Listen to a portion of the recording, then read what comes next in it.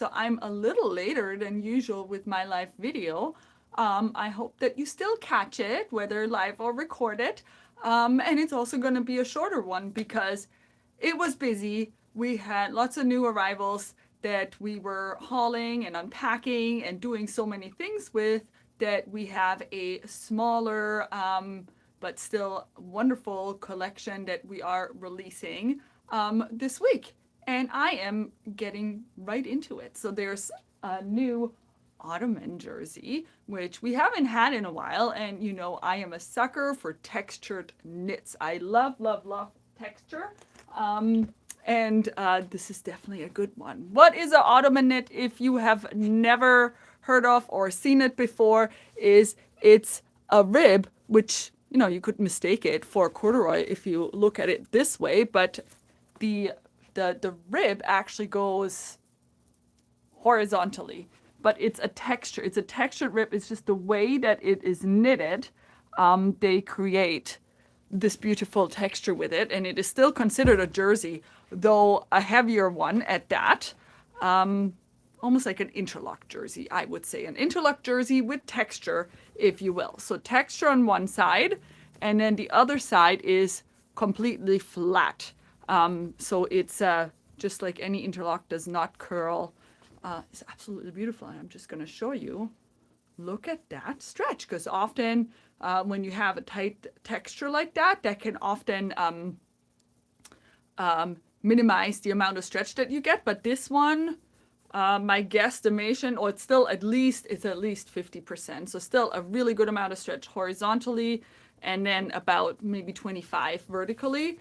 And again, because this is one of the swathing collection ones, there are some really great design samples in the product pictures. One that I really, really love is that somebody made a sweater, a raglan sweater, and they did just like a plain color front and back, and then put the texture on the sleeves. So I love doing that. And when you just add this to like a texture, like you could do it like around the knees to get that pin tuck type look, or you can just use it on its own. This in the toaster sweater, really cute. So a lot of great options, and I will put those recommendations in my newsletter tomorrow as well.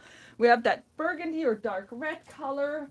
We have this beautiful purple, and there are matching ribbings for all of these as well. We have this beautiful, beautiful purple and a gorgeous royal blue. Look at that blue. I feel like it really brings out my eyes when I have this. So I guess this is the sign. I need to make more things in this shade of blue. And then last but not least, we have a classic black. Can never go wrong with a classic black. And I'm thinking this like in a nice fitted dress, just like a very simple dress with like maybe a boat neck, and then some nice jewelry with it. I think that's really a hit even for the holidays. Like this could be a holiday season dress. You can dress it up, dress it down. I think that will be absolutely gorgeous.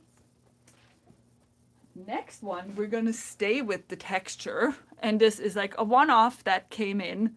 But I don't mind. I don't mind a good one-off. Is a rib jersey with this cute heart print. And it's nice and soft and just cute, really cute. There's also, again, some really good samples because this is a swathing. There's a lady's top, there was a kid's dress, and I think this would also make some cute little rompers. Because of the rib knit, it does have a lot of stretch. So really good for little people. When my people were little people, I used to make leggings for my kids out of this type of material because you can make them nice and tight, but you do get extra stretch from the texture of it, because you get not only the stretch from the elastane, but a bit of mechanical stretch as well.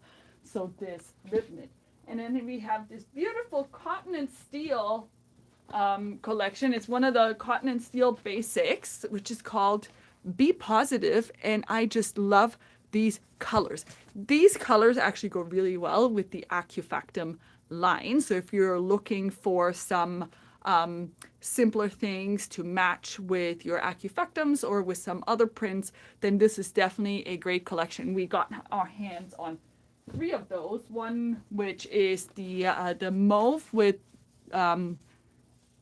white little pluses. And then the other 2, because you know I like the sparkle, the other one also have a little metallic gold pluses. So this is I can't even remember what these are called. This one is the Lush Metallic Color 32. And this one, for all of our, like pretty much with every single Acufactum print, this will work. Because I think that almost every Acufactum print, whether it's the Christmas ones or whether it's their nature ones, they all have some sort of a shade of green in it. And very often they choose these kind of mossy greens. So this will go pretty much with every Acufactum, with a ton of the Christmas prints and so many other things. And this is the, it's called Forest Metallic Color 31. So you have the little golden crosses in this one as well. Or if you wanted to make some nice little gift bags with our gift bag tutorial, then these will be great for that as well.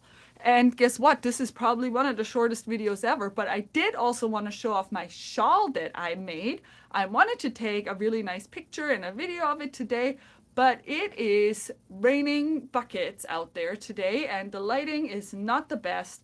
And when I do, I want to make sure that you get some good detailed shots. I will still show this now. This is the Cloudbreak shawl. Because I was wearing it all day, it's a little bit wrinkly, but it's called the Cloudbreak by, I got it from Ravelry, so I'll definitely be posting about it, but it's called the Cloudbreak. And it's a super, super nice shawl, and I've really enjoyed making it. And you start at this end. So it's one of those where it goes really quick at the beginning and then it just becomes a little slower and slower. And I made my shawl with the Lana Grossa Lama, which is so incredibly soft. And then the colors that I chose in here, because they actually choose 11 colors, I just chose 1, 2, 3, 4, 5 colors. So I did 3 colors of the Lama solids, which was that hot pink, the light pink, and the yellow. And because I like a good sparkle, and it's not going to show so well in the camera, but I do like a good sparkle, so I also used the Brillino in this light pink here, and then the Brillino in the yellow. And I'm telling you, in real life, you can really see that little bit of a sparkle in here. So the Brillinos, I did double it up. So I was knitting this with 2 strands held together, and then instead of doing the 11 colors, I just went with however I felt. I was changing the colors to make this shawl. And it's really nice and generous.